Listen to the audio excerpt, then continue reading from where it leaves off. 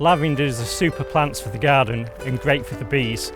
Today we're going to see how you can propagate so you can go from one plant to hundreds and thousands. So these lavenders are in full flower and are not quite producing the material I'm looking for. So just for illustration purposes, this is a flower spike. Down here you will see the cutting material that I want to take. However, at the moment this is too soft and too small. So let's nip down to the nursery and see what we have down there. So this lavender here is one that's been trimmed back previously and it's produced lots of vegetative growth, which is providing the ideal material for taking cuttings. So with lavenders, we're looking to take semi-ripe cuttings. So using a sharp knife, we're going to cut just below a leaf node.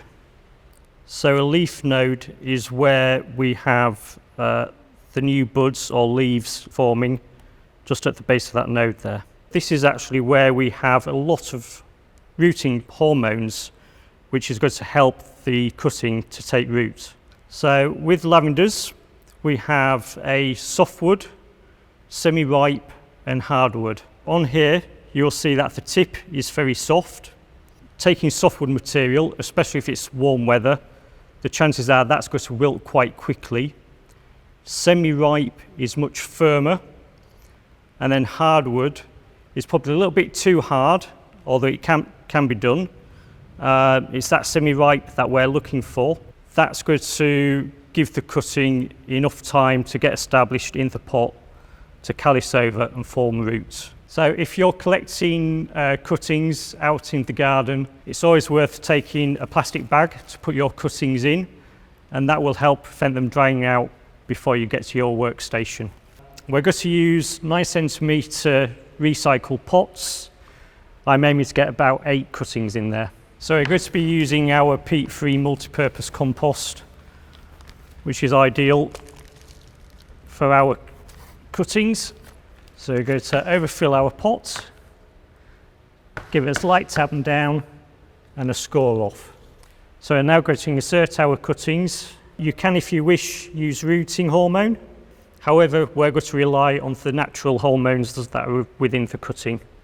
So now our cuttings are inserted, we'll water those in. I'm watering the cuttings now after inserting, and that will help the compost settle around the cutting. So the final thing for us to do is to place that into an enclosed environment. And to do that, we're going to use 3 canes inserted into the pots and then a plastic bag over the top, and then tie that around with an elastic band.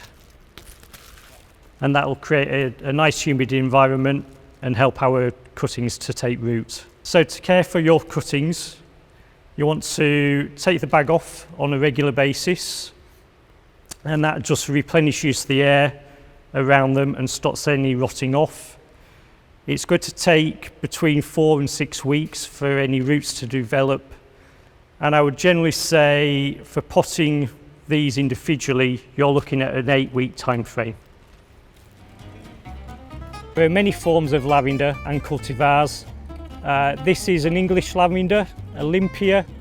It's a lot hardier and withstands our wet conditions here in the UK. One of the other varieties of lavender that you can get are the French lavenders.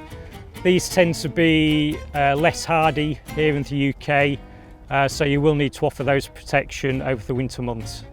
So there are other lavender forms. These ones are more tender than the French lavenders, but as you can see, there's a different range of foliage forms and difference in flower shapes and sizes and coloration as well. So now we've had a look at how to take the cuttings, why not give it a go?